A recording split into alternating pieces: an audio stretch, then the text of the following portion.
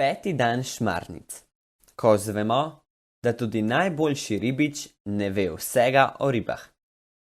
Peter je prišel v cerkev, da bi se spet pogovarjal z Jezusom, a ta je tokrat molčal. Spregovoril pa je sveti Peter, njegov zavetnik, in mu pripovedoval o ozkih vratih, ki vodijo v nebeško kraljestvo, katerih ključe ima. Ko se je spominjal Jezusove smrti na križu, so svetniku začele teči solze. Sveti Peter je obraz zakopal v dlani in bil tako zajokal, da je fantiča kar stisnilo pri srcu.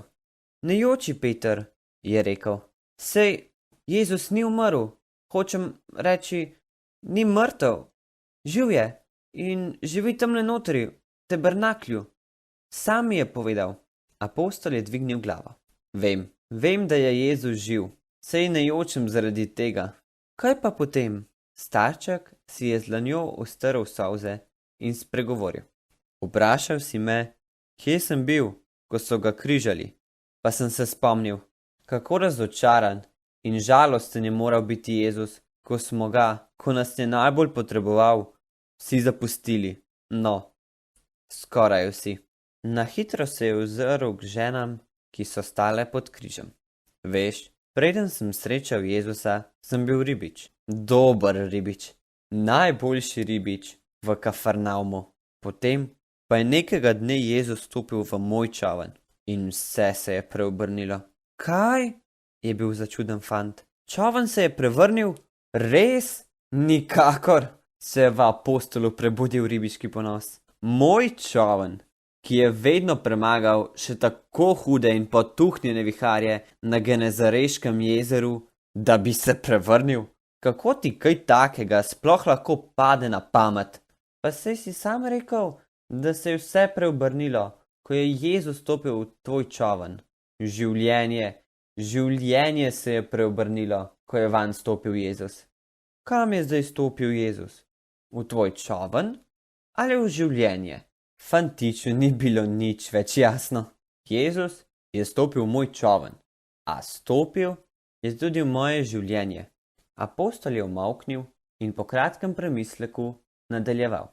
Če povem po pravici, je bil čoln pravzaprav res moje življenje. A dokler vanj ni stopil Jezus, zakaj se smeješ? Se je svetnik obrnil k fantiču, ki je le s težavo zadrževal smeh. Mali se je zahihital. Oprosti, ampak res ne vem več. Kje je zdaj Jezus? V čolnu ali v tvojem življenju? Tudi apostol je prasnil v smeh. Jezus je vse povsod, Peter. Saj ti to veš. Je pa stopil v moj čoln in mi spremenil življenje. Tako je to, ko se od blizu srečaš z Jezusom. Vse se spremeni. Obrne se na glavo. Za trenutek ne veš, kaj je spredaj, kaj je zadaj. Le to veš, da je on tu. Smeh obeh je potihnil. Starček pa je nadaljeval. Tistega dne nismo nič ujeli in ko je Jezus videl naše prazne mreže, je rekel, fantje, obrnite se na globoko in vrzite še enkrat. Jaz pa sem mu rekel, poslušaj, profesor. Kaj? Je zazijal fantič. Rekel si mu profesor? No, pravzaprav sem mu rekel rabuni, kar pomeni učitelj. Veš, hotel sem se mu posmehniti. Hotel sem mu reči, naj se drži tega, kar zna, pridiganja. Mene in moje ribe pa naj pusti pri miru, ker če se kdo spozna na ribe, je to Peter. Najboljši ribič v Kafarnaumu, ne pa neki pobožni škric, čeprav takrat sem se pravzaprav imenoval še Simon, ampak to je že druga zgodba. Je apostol odmahnil z roko in nadaljeval. Torej rekel sem mu, učenik, vso noč smo lovili in nismo nič ujeli. Tako pač je, včasih je sreča na strani rib. On pa me je pogledal tako globoko kot morje, tako da sem se kar prestrašil in da sem rekel, no prav, če misliš, da veš o ribah več od mene, in sem se užaljeno obrnil k tovarišem in rekel, fantje, gremo, in smo odpluli. In potem, kaj se je zgodilo? Je neučakan fantič. Ste kaj ujeli? Ujeli smo toliko rib, da se je čoln kar potapljal.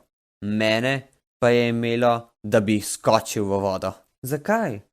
Je bil mali presenečen. Od sramu in strahu, ker sem moral priznati, da je nekdo močnejši in boljši od mene, a sem se odločil drugače.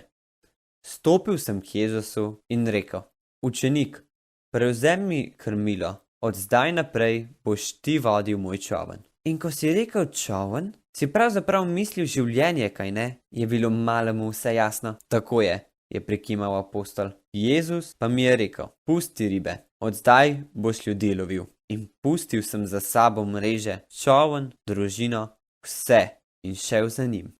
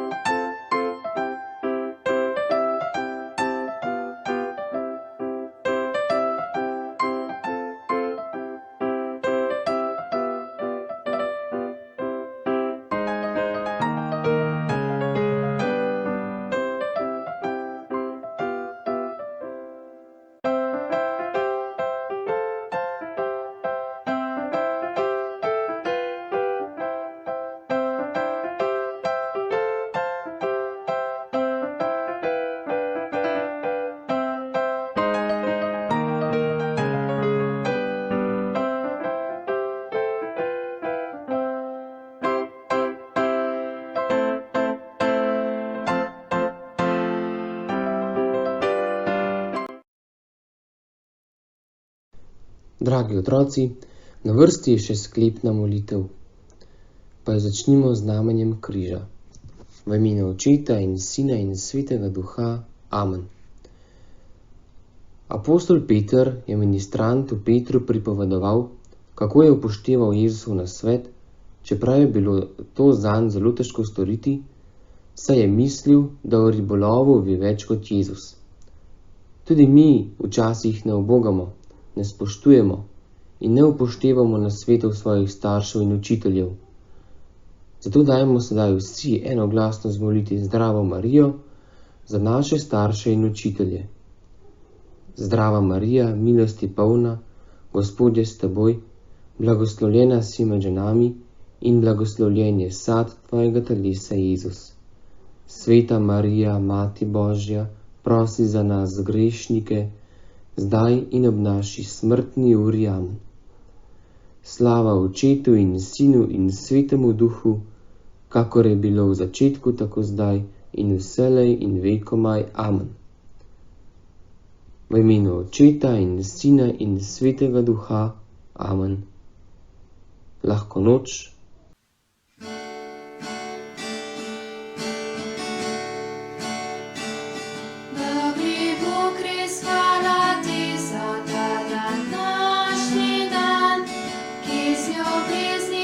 Zapisal si ga